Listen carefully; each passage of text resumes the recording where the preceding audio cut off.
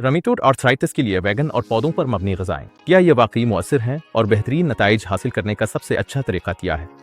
इस वीडियो में हम आपको वैगन और पौधों पर मबनी ग़िज़ाओं के बारे में सब कुछ बताएंगे जो रमीटोड आर्थराइटिस के लिए अहम है और ये दीगर ग़िज़ाई तरीकों के मुकाबले में कैसी हम आम गलतियों, तरजीही ग़िज़ाओं और कुछ चीज़ों से परहेज़ करना चाहिए और आप अपनी पेशरफ्त को कैसे मॉनिटर कर सकते हैं, सब पर बात करेंगे। तो हमारे साथ रहिए।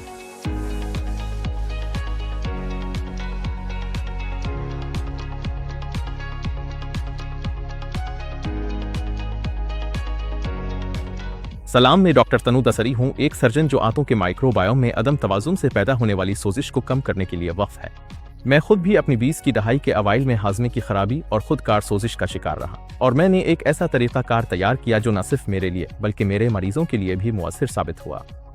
मेरे तरीक़ाकार को माइंड गेट्टामोनेट अप्रोच कहा जाता है और उसके जरिए सालों में हजारों कामयाबियां हासिल हो चुकी हैं। अगर आपके जानने वाले में से कोई रेमिटॉड आर्थराइटिस का शिकार है और हमेशा के लिए सोजिश से निजात चाहता है तो हमारी वेबसाइट काम पर जाएं और मेरे साथ एक डिस्कवरी कॉल शेड्यूल करें।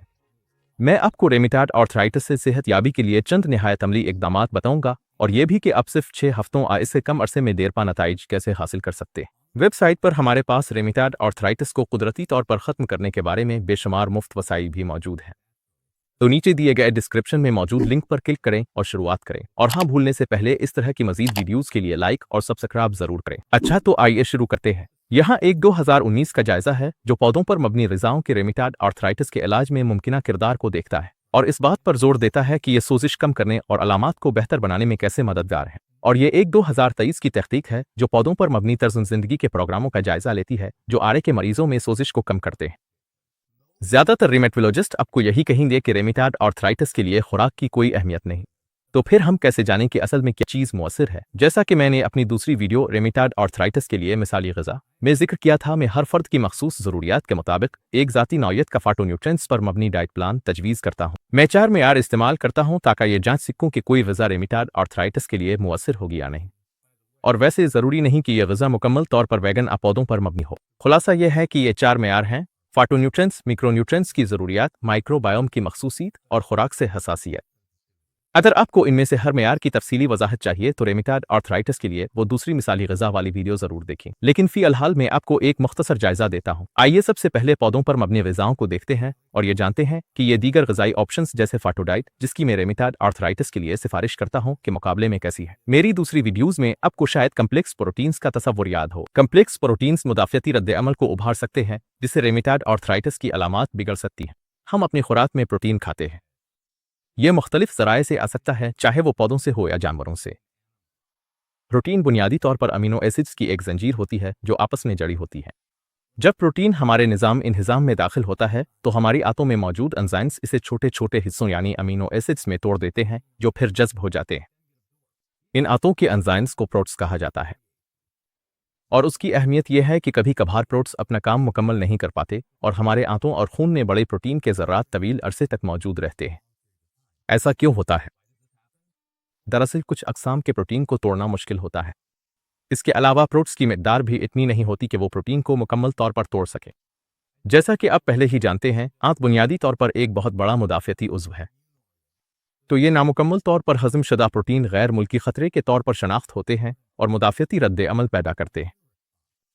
बुनियादी तौर पर जिस्म ये समझता है कि उन बड़े गैर हज़म शुदा प्रोटीन्स की वजह से इस पर हमला हो रहा है, इसलिए वो बहुत से मुदाफ़ियती केमिकल्स खारिज करता है जो सोजिश का बाइस बनते हैं और ये एक मसला बन सकता है। अगला, आपके पास आराचेडविक एसिड का रास्ता भी है जो बराह रास्त जानवरों से हासिल होने वाले कोलेस्ट्रॉल के इस्तेमाल से जड़ा हुआ है।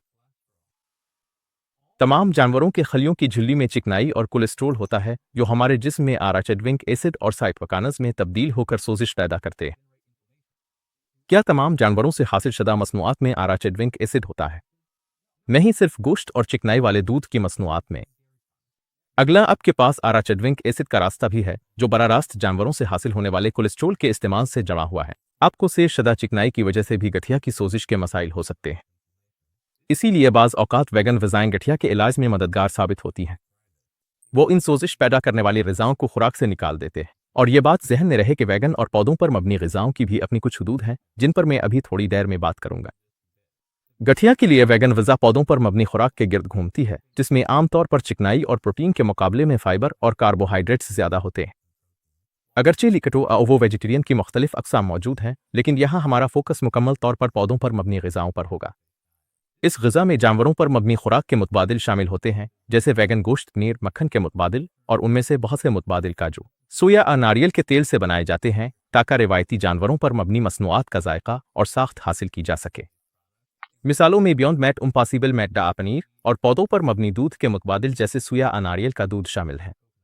इस ग़िज़ा का मकसद गोश्त और दूध की मसनूआत में आमतौर पर पाए जाने वाले सोजिश पैदा करने वाले अवामिल से बचना है। ताहम इसमें एक पेचीदगी है। क्या आपको वो 4 मेयार याद हैं जिन पर हमने पहले बात की थी? आइए देखते हैं कि वक्त के साथ यह ग़िज़ा उन मेयारात पर किस हद तक पूरी उतरती है। आइए पहले मेयार फाटोन्यूट्रिएंट्स पर बात करते हैं। फाटोन्यूट्रिएंट्स वो माइक्रो न्यूट्रिएंट्स हैं जो पौधों पर मबनी सुपरफूड से हासिल होते हैं। ये ग़िज़ाई अज्जा एंटीऑक्सीडेंट्स और सोजिश कम करने वाली खुसूसियात से भरपूर होते हैं, जो रेमिटॉयड आर्थराइटिस के मरीजों के लिए जोड़ों और पूरे जिस्म में सोजिश कम करने में मददगार साबित हो सकते हैं। यहाँ 2022 की एक तहकीक है जो रेमिटॉयड आर्थराइटिस के इलाज में इस्तेमाल होने वाले कुदरती मुरक्कबात जैसे फ्लेवोनॉइड्स, पॉलीफिनॉल्स, अल्कलूड्स, ग्लाइकोसाइड्स और टर्पेन्स और उनके अमल और तरीक़ाकार के बारे में है। और यहाँ 2021 की एक तहकीक है जिसमें खुराकी सप्लीमेंट्स में पाए जाने वाले एंटीऑक्सीडेंट्स की रेमिटॉयड आर्थराइटिस के मरीजों में ऑक्सीडेटिव स्ट्रेस को कम करने की मौसरियत का जायजा लिया गया। फाटोन्यूट्रिएंट्स को बुनियादी ग्रुपों में तकसीम किया जाता है, जैसे polyphenols, terpenes, thiocyanates, fibre resistant starches, omega fats और अल्कलूड्स। ये मुरक्कबात सोजिश को कम करने और मजमूई तौर पर मुदाफ़ती सेहत को सहारा देने में अहम किरदार अदा करते हैं। रेमिटॉयड आर्थराइटिस के लिए वैगन पौधों पर मबनी ग़िज़ा अपनाने की सूरत में बड़ी मिकदार में फाटोन्यूट्रिएंट्स का इस्तेमाल मुमकिन है, लेकिन इसके लिए खाने के इंतखाब में एहतियात ज़रूरी है।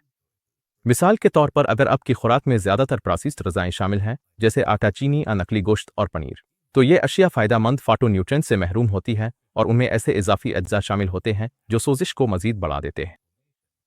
ताहम एक मुतवाज़िन वैगन ग़िज़ा जिसमें resistant starches, fibre, omega oils और मुख्तलिफ जड़ी बूटियाँ और मुकम्मल सब्जियाँ शामिल हों, वो फाटोन्यूट्रिएंट्स फराहम कर सकती है जो रेमिटॉयड आर्थराइटिस के इलाज में मददगार साबित होते हैं। अब आइए मिक्रोन्यूट्रिएंट्स की ज़रूरियात के बारे में बात करते हैं। रेमिटॉयड आर्थराइटिस के लिए वैगन और पौधों पर मबनी ग़िज़ाएँ अक्सर मिक्रोन्यूट्रिएंट्स की ज़रूरियात पूरी करने में नाकाम रहती है। मिक्रोन्यूट्रिएंट्स में कार्बोहाइड्रेट्स, चिकनाई और प्रोटीन शामिल हैं। मेरे वेबसाइट पर एक कैलकुलेटर मौजूद है, आप इसमें अपना कद, वज़न और सरगर्मी की सतह दर्ज करके अपनी मिक्रोन्यूट्रिएंट्स की ज़रूरियात मालूम कर सकते हैं। अमूमी तौर पर ऐसी ग़िज़ा जिसमें आधी कैलोरीज चिकनाई से हासिल हों रेमिटॉयड आर्थराइटिस के लिए अमूमन बेहतर समझी जाती है। अगरचे मुझे कुछ पौधों पर मबनी ग़िज़ाओं में सेरशदा चिकनाई और गोश्त ज़्यादा पसंद नहीं है, क्योंकि जैसा कि मैं पहले बता चुका हूँ, सेरशदा चिकनाई सोजिश के अमल से मुंसलिक है। मुझे जानवरों से हासिल होने वाला कोलेस्ट्रॉल वाला गोश्त भी पसंद नहीं, क्योंकि ये जिस्म में आराचेडविक एसिड की सतह में इजाफे का बाइस बन सकता है। और मैंने अपने चैनल की दूसरी वीडियोस में रेमिटॉयड आर्थराइटिस की सोजिश के इन दोनों रास्तों की वजाहत की है, तो अगर आपको दोबारा याद दहानी की जरूरत हो तो बिला जेजे का उन वीडियोस को देखें। जब मैं अपने क्लाइंट्स के लिए डाइट तैयार करता हूँ तो वो अमूमन वाज़े वजूहात की बना पर कार्बोहाइड्रेट्स में कम होती है। ज्यादातर चिकनाइयाँ ओमेगा पौधों पर मबनी ज़राए से आती हैं, इसलिए ये मसाइल मुकम्मल तौर पर खत्म हो जाते हैं। मैं ये भी यकीनी बनाता हूँ कि रोजाना कम अज कम 100 ग्राम प्रोटीन हो, जो कि सिर्फ पौधों पर मबनी ग़िज़ाओं पर इन्हिसार करने की सूरत में एक चैलेंज हो सकता है। अगर आप इस तरीक़ाकार पर अमल करना चाहते हैं तो आपको गालिबन पौधों पर मबनी प्रोटीन ज़राए से बने प्रोटीन शेक शामिल करने होंगे। इसके अलावा रेमिटॉयड आर्थराइटिस के लिए वैगन डॉट्स अक्सर उन माइक्रोन्यूट्रिएंट्स जैसे कार्ब्स, चिकनाई और प्रोटीन का तवाज़ुन बरकरार रखने में नाकाम रहती है, बल्कि ये फाइबर की निगरानी को भी नज़रअंदाज कर देती है, जो कि आंतों के माइक्रोबायोम की बेहतरी के लिए निहायत अहम जुज़ है। तो आइए अब खास तौर पर आंतों के माइक्रोबायोम पर नजर डालते हैं। आइए इस मसावात को दोबारा देखते हैं। खराब बैक्टीरिया और फंगस कार्ब्स पर परवान चढ़ते हैं, जिससे सोजिश पैदा होती है। रेमिटॉयड के लिए वैगन डॉट्स अक्सर कार्ब्स में ज्यादा होती है और उनमें से कुछ कार्ब्स मसाई पैदा करने वाले होते हैं। तो क्या वैगन डॉट्स सेहतमंद बैक्टीरिया की तरफ ले जाती हैं? इसका जवाब बिल्कुल नहीं है, और मैं जानता हूं कि यह बात मुतनाज़ा लग सकती है, क्योंकि यूट्यूब और रीडर पर बहुत सी आरा हैं जो ये दावा करती हैं कि वैगन डॉट्स आंतों के माइक्रोबायोम की तनव्वो को बेहतर बनाती हैं। लेकिन मैं आपको एक अमली नुक्ता नज़र देना चाहता हूं। अपने करियर में मैंने सैकड़ों नहीं तो हज़ारों स्टूल स्टडीज़ का जायजा लिया है। ज़्यादातर औकात रेमिटॉयड आर्थराइटिस के लिए वैगन डाइट अपनाने वाले लोग अपनी खुराक के जरिए अपनी आंतों में अच्छे बैक्टीरिया का इंतखाब नहीं करते। रेमिटॉयड आर्थराइटिस की नौयत में सोजिश शामिल है, जो एक गैर फ़ाल आंतों के माइक्रोबायोम की वजह से होती है। हमारे प्रोग्राम के आगाज़ में हम जापान से पेटेंट शुदा प्रोबायोटिक्स इस्तेमाल करते हैं ताकि आंतों के माइक्रोबायोम को दोबारा तरतीब दें और नुकसानदेह बैक्टीरिया को खत्म करें। लेकिन फिर इसके बाद हम अच्छे बैक्टीरिया की नशोनुमा को कैसे सपोर्ट करते हैं? ये कार्ब्स से परहेज करने से नहीं होता, बल्कि सही तनासुब और मिकदार में फाटोन्यूट्रिएंट्स के इंतखाब से होता है। और यही वो मकाम है जहां रेमिटॉयड आर्थराइटिस के लिए माइंडगट्टा मौनत तरीका अपनी असल खूबी दिखाता है। हम अपनी रेमिटॉयड आर्थराइटिस की डॉट्स इस तरह तैयार करते हैं कि वो मखसूस फ़ायदेमंद बैक्टीरिया की अक़साम को फ़रोग़ दें। जो एक हिफाजती बायोफिल्म बनाते हैं और नुकसानदेह बैक्टीरिया और फंगस को खत्म करते हैं। वक्त के साथ साथ इससे जिस्म में परवानफ्लामटर साटोकानस जैसे TNF-अल्फा और इंटरल्यूकिन 6 की मिकदार कम हो जाती है। रेमिटॉयड आर्थराइटिस के लिए वेगन डाइट का सबसे बड़ा मसला यह है कि ये असल मसले को हल नहीं करती। अक्सर ऐसा होता है कि आप गैर मुंतखब तरीके से नुकसानदेह बैक्टीरिया को खुराक फराहम कर देते हैं क्योंकि रेजिस्टेंट स्टार्चेज और फाइबर पर कोई तवज्जो नहीं दी जाती।